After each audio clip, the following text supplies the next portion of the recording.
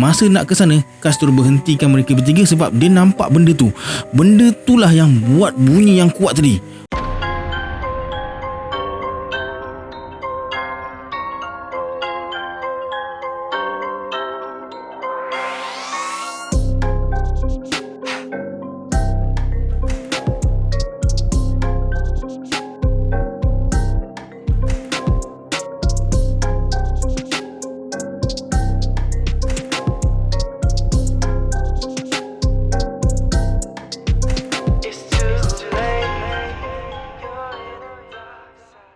A'udzubillahi minasyaitonirrajim. Bismillahirrahmanirrahim. Assalamualaikum semua, kembali lagi bersama saya Syarul. Baiklah, dalam video kali ini saya akan kongsikan part keempat kisah daripada arwah Kash yang matanya tak berhijab. Malam ini saya akan kongsikan 4 kisah daripada arwah. Bagi yang terlepas part ketiga, boleh klik link dekat description box di bawah. Oh ya, siapa yang nak join grup Telegram saya letakkan link dekat bawah juga. Bagi yang belum subscribe, sila subscribe sekarang dan tekan notification bell sekali. Sebelum saya mulakan, jom kita baca selawat dulu.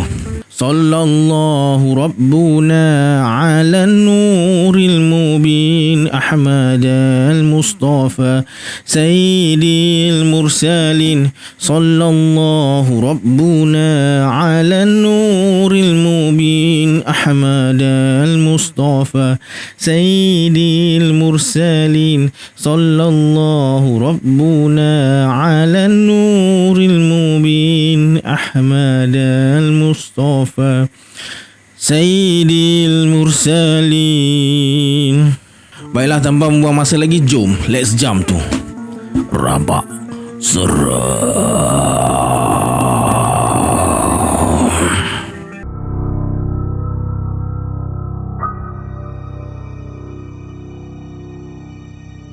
Okey, kali ini masih lagi kisah Kash dekat SEM 2 dan blok yang sama, blok B. Yang ni kes kerasukan yang kena lelaki dan agak susah nak kawal sikit. Ada budak junior ni, nama dia Ammar. Ammar ni jadi kegilaan budak-budak perempuan dekat U tu. Memang kacak lah budak ni, ala-ala artis K-pop sikit. Kash kenal Ammar ni pun sebab Kash suka lepak dekat blok dia, iaitu blok D. Blok ni ramai sikit classmate Kash. Ammar ni bukan setakat handsome luaran je, dalaman pun handsome. Sopan je cara cakap dia. Boleh dikatakan dia lelaki idaman Malaya lah. Ditambah pula si Ammar ni jenis yang peramah terlebih. Disebabkan Ammar ni lelaki idaman Malaya, dia buat orang sakit hati dengan tanpa dia sedar.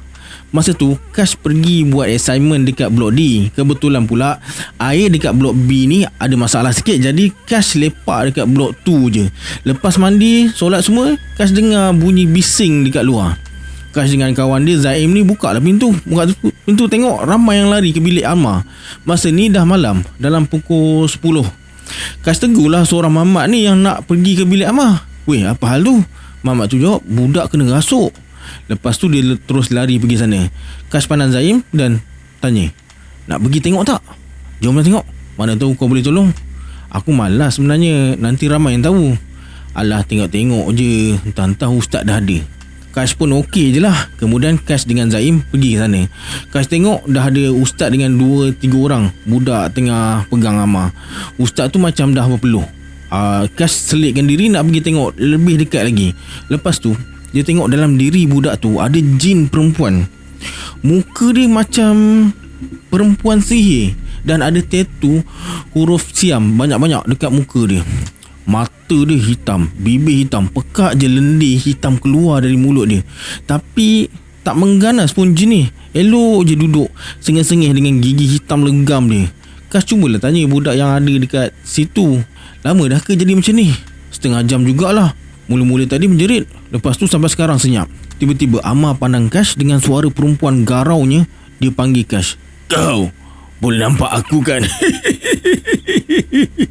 Kash tengok je dia, dalam hati dah baca surah-surah. Dia marah Kash. Jamlah bodoh, nak lawan aku ke budak? Main datang sinilah.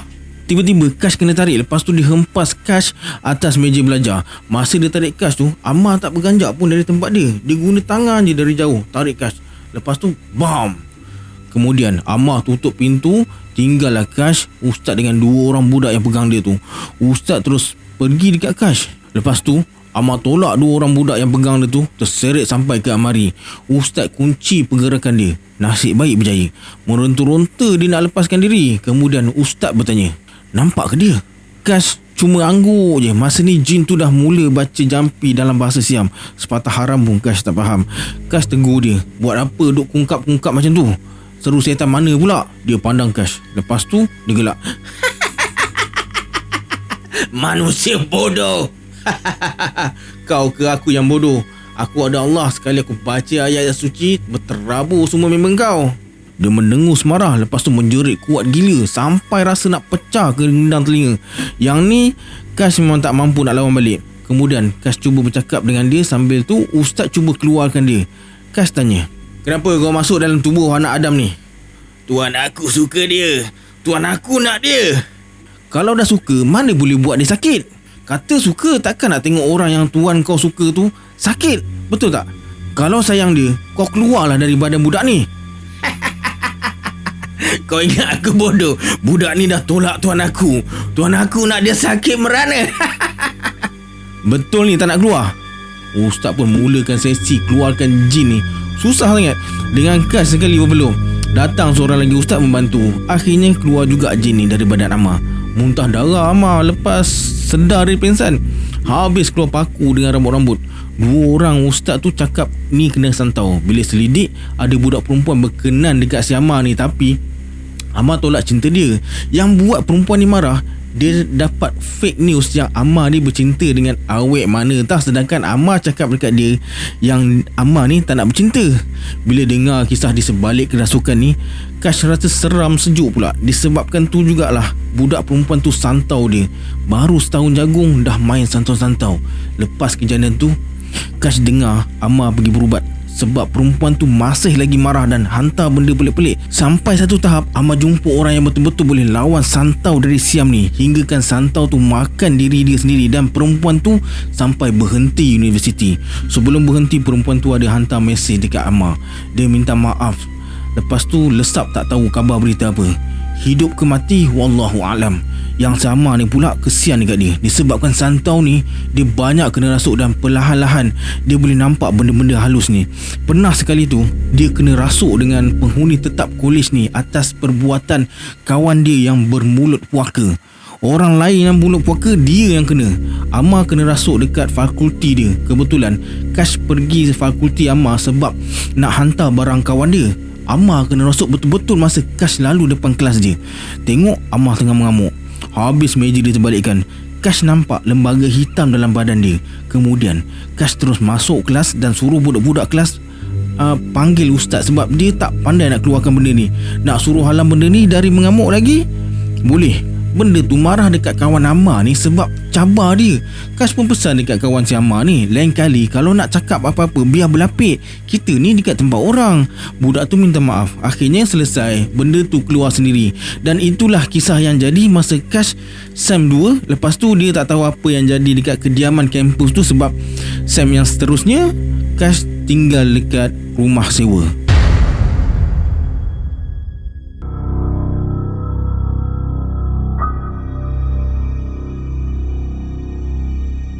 Kisah yang ke-13 ni pasal lebuh raya Karak. Ramai yang dah terkena dengan jalan ni. Kash pun terkena sekali masa dia dalam perjalanan balik ke kampung hari tu. Macam kisah sebelum ni, jalan puaka. Kash ni jenis yang jarang sangat nak drive. Selalu kalau balik kampung pun adik-adik dia yang bergili-gili drive. Nak dijadikan cerita, Kash mandu seorang balik kampung hari tu. Mula-mula niat nak ikut jalan biasa je, tapi terdetik di hati nak lalu jalan Karak lama. Nak tahu jugalah betul ke ada Volkswagen kuning. Lepas jetul bentung, Kash terus belok masuk ke lebuh raya Karak. Masa tu dah pukul lebih kurang 1-2 pagi. Jalan agak seram sebab memang gelap. Yang biasa lalu tahulah jalan dia macam mana. Mula-mula tu ada jugalah kereta yang ikut dari belakang. Lepas tu kereta tu potong sebab Kash ni bawa perlahan. Kash bawa perlahan sebab dia nak menikmati malam-malam sunyi tu. Kash ni jenis yang suka alam sunyi. Jadi dengan bunyi-bunyi cengkerik malam-malam tu, sepanjang jalan tu Kash buka tingkap separuh dan pakai airpod. Tiba-tiba airpod dia berbunyi suara perempuan menjerit, "Tolong!" Kuat gila sampai dia cabut airpod tu. Kemudian airpod dia terjatuh ke bawah. terpaksalah berhenti kereta nak cari benda kecil tu. Kalau terpijak rosak pula. Kas berhentilah ke tepi jalan. Masa tengah cari tu, tak semena-mena terhidu bau wangi. Bau yang tak pernah Kas hidu. Tiba-tiba ada orang bagi salam. Assalamualaikum anak muda. Kas pun apa lagi terkejutlah. Allahu Akbar. Ada seorang pakcik pakai serban putih datang. Pakcik tu senyum je. Dia berkata, jangan takut nak, pakcik orang sini je. Terkejut saya pakcik. Kejap, orang sini? Dia mengangguk. Lepas tu Kas pandang sekeliling. Ada macam simpang masuk kampung dan nampak bumbung surau. Pakcik tu bersuara, datang dari mana, nak ke mana? Dari bandar nak balik kampung. Oh, ni kenapa berhenti dekat sini? Bahaya laluan ni. Ni barang ni jatuh. Tu yang berhenti kejap. Lepas berbual kosong dengan pakcik tu, Kas minta diri dulu. Jam dah dekat pukul 3 pagi. Pakcik tu sempat berpesan, jangan hiraukan yang menjerit tadi. Biasalah kacau orang-orang yang jarang lalu. Ada jodoh, kita jumpa lagi ya. Tiba-tiba bunyi mesej masuk. Kas tengok telefon dia kejap. Lepas tu dia toleh balik dekat tengok pakcik tu. Tak ada dah. Dengan bau wangi pun hilang. Ingatkan jumpa jin kafe. Rupanya jumpa jin Islam. Kas teruskan perjalanan. Tapi tak sampai setengah jam bawa kereta, tiba-tiba Kas rasa tempat duduk sebelah macam ada orang duduk. Seat PVC tu ada bunyi krak krak krak. Kas tak toleh, tapi dia nampak dari tepi macam ada seorang lelaki, baju dia penuh darah dengan sual jin yang koyak-koyak. Ada masa tu Kas toleh juga. Tengok muka dia pecah, mata dia tercucuk cermin dan ada bau hangit. Kas syak dia kemalangan dekat kawasan ni. Kemudian Kas tegur, kau nak tumpanglah, jangan kacau aku. Sampai destinasi kau turunlah. Benda tu diam je, tak bercakap dan bergerak. Tiba-tiba ada kereta Proton Saga merah lama potong Kas, laju gila. Masa tu dekat seleko, bam! Terkejut Kas, dia pergi depan sikit, tengok-tengok kereta tu dah terbalik. Kas berhenti dan keluar dari kereta. Dia nak periksa keadaan pemandu kereta tu. Kas panggil lah, bang, okey ke? Kemudian kereta tu mula berapi. Kas cepat-cepat pergi dekat abang tu dan cuba nak buka pintu kereta, tapi tak boleh. Api semakin marak. Kas terus undurkan diri sebab api tu menyambar ke muka dia. Masa tu Kas panik gila, tak tahu nak buat apa. Dia terus buat panggilan kecemasan. Masa tengah telefon tu, api sambar muka abang tu dan terbakar. Dia sempat toleh ke muka ke arah Kas sambil tersengih. Kemudian boom, kereta tu meletup. Allahu Akbar, astagfirullah. Kas toleh ke arah kereta. Kereta tu dah tak ada, hilang macam tu je. Ya Rabbi, terkena aku malam ni. Cepat-cepat Kas masuk kereta, tenangkan diri kejap. Lepas dah tenang sikit, Kas teruskan perjalanan. Lepas keluar je daripada Lebuh Raya Karak tu, Kas berhenti dekat stesen minyak. Bila teringat balik kejadian tu, dia asyik fikir macam pernah tengok abang yang kemalangan tu. Baru dia teringat abang tu lah yang tumpang kereta dia. Lepas berhenti kejap, Kas teruskan perjalanan balik kampung dengan tenang. Dia ingatkan jumpa Volkswagen kuning, rupanya jumpa kereta Proton Saga merah. Okeylah daripada tak ada pengalaman langsung.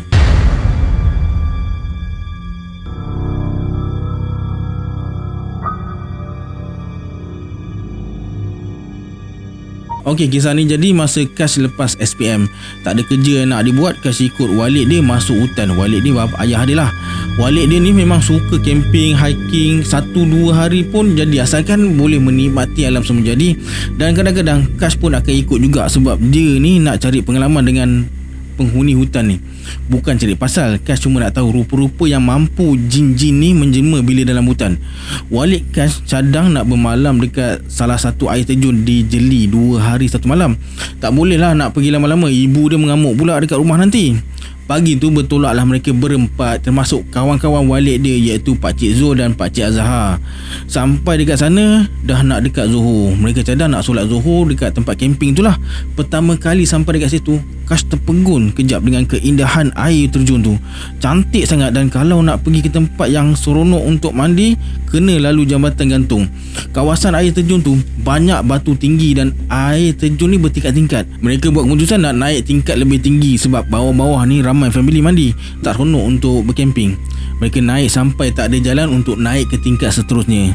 Kata orang-orang dekat kawasan tu, dekat situ ada dalam 7 tingkat, tapi sebab tak ada orang naik sampai tingkat ke-7 tu, jadi jalan ke sana tertutup dengan semak-semak.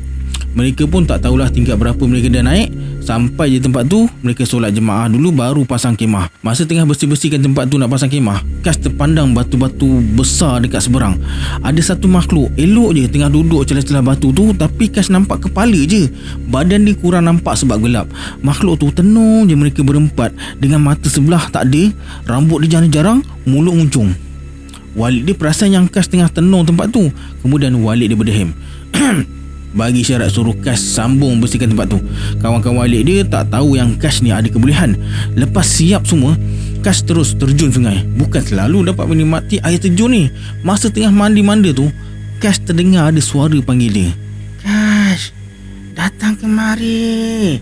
Kas pusing belakang.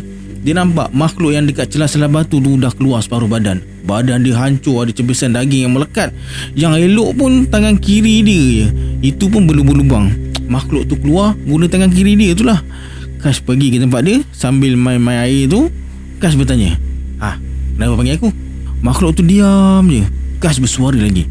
Tadi bukan main lagi mendayu-dayu suara panggil aku. Bila tanya, senyap pula. Baru je Kas nak sambung, Pakcik Zul panggil. "Abang, jangan main situ sorang-sorang. Bahaya. Main dekat sini." Untuk pengetahuan, kawasan yang Kas pergi tu agak dalam airnya. Dan Kas berborak dengan benda tu pun, dia duduk atas batu kecil sebelah benda tu. Kas toleh tu dekat Pakcik Zul dan berkata, "Kejap Cik Zul, nak tangkap ikan." Kemudian Kas toleh balik dekat batu tu. Makhluk tu dah hilang. Malam menjema, mereka berempat berkumpul lah dekat unggun api. Masa tengah kuis-kuis bara api tu, Pakcik Azhar tanya Kas, "Abang, tadi cakap dengan siapa dekat batu-batu tu?" Kas terkejut dan pandang Walid dia. Walid dia cuma angkat kening. Kas pun jawab lah, "Oh, tadi cakap dengan ikan lah." Pakcik Azhar senyum je sambil buat muka macam tahu sesuatu. Tengah asyik berborak tu, tiba-tiba terdengar bunyi macam orang baling batu yang besar ke dalam air. Mereka terkejut, terus bangun dan pergi ke arah bunyi tu. Masa nak ke sana, Kas terus berhentikan mereka bertiga sebab dia nampak benda tu. Benda tu lah yang buat bunyi yang kuat tadi. Besar sangat benda tu. Kas sampai tergamam kejap. Benda tu macam tengah susun batu-batu besar dekat situ. Disebabkan gelap, Kas tak nampak rupa dia macam mana dan nampak macam makhluk ni berbahaya. Jadi lebih baik Kas suruh mereka berundur. Tak pasal pula nanti batu-batu besar ni dihempap mereka. Walid Kas pun macam faham yang benda ni berbahaya. Dia ajak kawan-kawan dia patah balik ke kemah. Pakcik Zul siap tanya lagi, "Kenapa abang? Nampak sesuatu ke?" "Ya, lebih baik jangan pergi. Takut nanti dia ingat kita ganggu dia buat kerja." "Dia? Ganggu? Kerja?" "Allah lah, yang abang masukkan tu hantu. Bunyi tu hantu lah yang buat. Abang boleh nampak hantu kan?" Kas tengok Walid dan minta kebenaran untuk bagi tahu. Walid dia okey. Kas hanya mengangguk je. Pakcik Zul agak terkejut lah sebab tak sangka Kas ada kebolehan ni. Pakcik Azhar bersuara, "Dah agak dah anak kau ni boleh nampak. Aku duk perhati dari petang tadi dah. Dari kecil lagi boleh nampak. Cuma aku tak galakkan dia tunjuk kebolehan dia. Takut ada yang salah guna kebolehan anak aku ni." Kemudian mereka berborak kejap sebelum masuk tidur. Dalam pukul 3 pagi, Kas terhidu sesuatu yang wangi. Tengah sedap tidur tu boleh terjaga sebab bau tu wangi sangat. Kas turun bangun dan keluar dari kemah sebab Kas tahu benda tu ada dekat sekeliling kemah mereka. Kemudian Kas duduk atas tunggu kayu dan bersuara, "Siapa? Aku tahu kau ada. Tunjukkan diri." Tak lama kemudian muncul seorang lelaki macam pahlawan zaman dulu. "Kau boleh nampak aku?" Kas tengok dia. Kacak, ada janggut sikit-sikit je. Lengkap dengan persalinan baju Melayu dan ada keris dekat pinggang dia. Kas bersuara, "Ya, aku boleh nampak. Kau siapa? Kenapa datang sini? Kami ada ganggu kau ke?" Tidak. Aku cuma ingin kepastian kerana ada yang bagi tahu aku ada manusia bermalam di kawasan ni. Aku tidak sangka kehadiran aku kejutkan kau yang sedang tidur. Aku megat. Agak jarang manusia boleh nampak aku, apatah lagi bercakap dengan aku. Aku minta maaf disebabkan kau terpaksa meronda. Aku boleh dikatakan manusia yang agak istimewa." "Oh, semoga Allah merahmati kau selalu. Memandangkan kau boleh bercakap dengan aku ingin bagi amaran tegas. Jangan sesekali kau menyapa atau menegur makhluk yang menyusun batu-batu besar di sana. Makhluk tu agak berbahaya. Biarkan saja dia susun batu-batu tu." "Atas sebab apa dia menyusun sebenarnya?" Megat hanya diamkan diri je. Jadi Kas agak sampai situ lah kot. Sekarang tanya banyak-banyak, lain pula jadinya. Kash ada juga tanya pasal makhluk dekat celah batu tu. Dia jawab yang makhluk tu ada masa zaman Jepun lagi. Kemudian dia minta izin untuk balik. Ayat last dia pesan sebelum hilang hanya minta maaf sebab ganggu Kash tidur je. Kash tak sempat lah nak tanya dia dari kampung mana. Pagi tu Kash pergi dekat kawasan makhluk susun batu tu. Memang ada batu-batu dekat situ tersusun sikit. Kash syak itu penjaga air terjun, dan semalam ada batu yang agak besar sikit tapi Kash boleh angkat lah. Dia buang dekat tempat air terjun tu jatuh dan batu tu ada balik dekat tempat asal dia. Walid Kash tanya, semalam pergi mana? Walid sedar tengok Angah tak ada. Kash cuma cakap dia pergi kencing je. Kawan-kawan Walid Kash ni pun ada tanya juga, pagi tadi pergi mana? Kash bagi tahulah dia pergi tempat semalam. Kemudian Kash ajak mereka pergi tempat tu. Tengah hari tu mereka beransur pulang. Sebelum balik, Kash ada nampak kelibat megat dan dia berkata, lain hari datang lagi dan aku bawa kau jalan-jalan di kampung aku. Kash hanya mengangguk je, tapi sampai sekarang dia tak pergi air terjun tu lagi sebab dia dah pindah KL. Jarang balik ke kampung. Banyak kejadian yang jadi kalau Kash ke dalam hutan tu, tapi dia tak ingat sangat. Kisah air terjun ni pula dia ingat-ingat lupa je.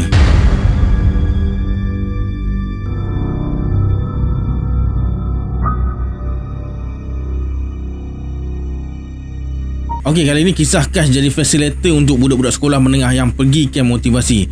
Kash ni agak rapat jugalah dengan cikgu-cikgu masa sekolah dulu. Ada yang tahu kebolehan Kash ni. Jadi cikgu tu panggil lah Kash untuk turut serta sekali sebagai facilitator. Masa ni Kash dah masuk U.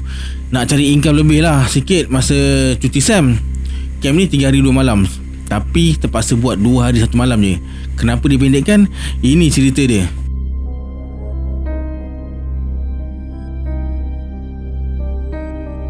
Maka bermulalah sesi berkemping Kash dengan budak-budak sekolah ni. Kawasan kamp tu nak dikatakan padang tak juga, tapi kawasan lapang lah. Tak ada selit, tak ada bilik, tidur dalam kemah je. Ada dewan terbuka. Dekat tepi dewan tu pula ada tasik, dan belakang dewan tu ada hutan-hutan kecil lah sikit. Dalam hutan tu pula ada tempat main paintball, tapi tak besar lah, khas untuk budak-budak camp je. Dan hutan tu siap package dengan kubur lama. Adalah 2-3 batu nisan lama. Kash dulu sekolah dekat kawasan Hulu Selangor, tapi kejap je lah yang Kash jadi facilitator ni untuk sekolah ni lah. Dan kawasan camp ni pula tak jauh daripada sekolah. Pukul 3 petang budak-budak sekolah dah berkumpul. Kash sampai lepas asar. Mereka dah siap pasang kemah dah. Yang jadi facilitator dekat situ 4 orang termasuk Kash. 2 perempuan, Mia dengan Sarah. 2 lelaki, Kash dengan Amsa. Ada seorang ustaz dan 2 orang cikgu. Itu pun macam chip semua, kejap ada kejap tak ada. Dah siap kemas semua, Kash dengan facilitator yang lain perkenalkan diri. Masa ni tinggal facilitator dengan budak-budak ni je dah. Ustaz dengan cikgu balik rumah kejap. Lepas sesi perkenalkan diri, mereka bagilah budak-budak ni relax dulu. Kemudian Kash dengan facilitator yang lain nak perdaja budak-budak ni. Idea ni datang dari Kash juga sebab ada budak lelaki ni kurang ajar sangat dengan dia masa sesi suai kenal tadi. Kash ada beritahu yang dia ada six sense dan bagi amaran lah jangan nakal-nakal dekat sini. Tiba-tiba budak tu menyampuk, cakap dia ada 20 sen. Kash bukan apa, masa mula-mula jejak kaki dekat camp ni tadi, penghuni dalam kawasan ni dah munculkan diri. Bukan sikit, banyak. Jadi Kash cuma tolong ingatkan je, tapi kena peli balik dengan budak-budak ni. Dalam pukul 12 lebih malam, Kash panggil budak-budak berkumpul dekat dewan. Budak-budak ni bengang lah sebab mereka penat. Esoknya nak bangun pagi-pagi lagi. Permainan macam camp-camp biasa, iaitu sesi buruh hantu. Kash suruh Sarah tutup mata budak perempuan, yang budak lelaki pula dia yang tutupkan. Kemudian Kash letak sorang-sorang dengan jarak yang agak jauh. Mula-mula tu ada budak lelaki ni, nama dia Mika, peli dia. Dia cakap, alah benda lah ni tipu, tak payah takut sangat. Cakap besar sangat budak Mika ni. Dalam banyak-banyak budak, dia lah yang paling banyak mulut. Si Sarah ni pandai make up seram. Bila dia make up memang nampak real. Jadi Sarah make upkan Mia dengan Amsyah untuk takutkan budak-budak ni. Betul-betul menyeramkan. Kash pun terkejut bila Amsyah tegur dia. Masa tengah seronok takutkan budak-budak ni, Kash terperasan Mika ada dekat tepi tasik. Sebelum mula permainan ni, Kash dah bagi amaran jangan main dekat tasik tu sebab dia rasa aura negatif yang kuat sangat dekat situ. Kash panggil Mika, Mika, Mika, Mika. Dia boleh tunjuk jari tengah dekat Kash. Kurang ajar betul budak ni. Tiba-tiba sekelip mata je Kash nampak Mika ditarik masuk ke dalam tasik. Gelabah mereka semua. Sepantas kilat Kash berlari pergi dekat Mika. Sampai je dekat tasik tu, Kash tengok si Mika ni tenggelam timbul. Suara memang tak bunyi langsung, walaupun nampak macam dia buka mulut. Kalau dari mata kasar lah, tapi Kash nampak benda tu tutup mulut Mika. Kash terus terjun. Dia tak hiraukan apa yang ada dalam tasik tu. Yang dipikir sekarang, budak ni kena diselamatkan. Nasib baik Kash sempat pegang tangan Mika sebelum setan ni tarik dia ke tengah tasik. Kash bawa Mika ke tebing tasik. Masa sampai dekat tebing tu, benda tu masih lagi tarik kaki Mika. Kash bengang dan terus kata, "Kau berani kau tarik lah. Kalau rasa nak jadi raja dalam tasik ni lama-lama, jangan berani kau kacau budak-budak ni." Wat gila Kash marah setan tu. Sampaikan budak-budak lain termasuk Fancy dengan cikgu-cikgu terkejut. Ustaz cakap, Dah Kash, bawa budak ni ke dewan."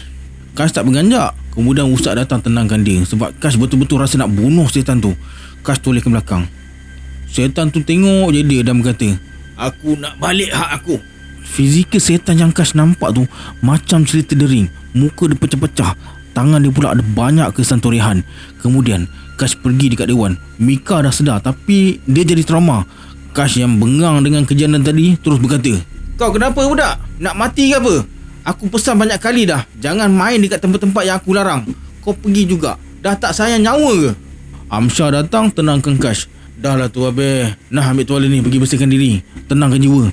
Masa Amsyar bagi tuala dekat Kash, Ustaz terkejut tengok muka dia dan berkata, "Allahu Akbar, kenapa dengan muka kamu ni Amsyar? Ustaz tak perasan lagi ke?" "Mana nak perasannya kalau tengah kalut macam ni. Kalau perasan, bukan kamu je yang terjun dalam tasik. Dengan saya sekali terjun.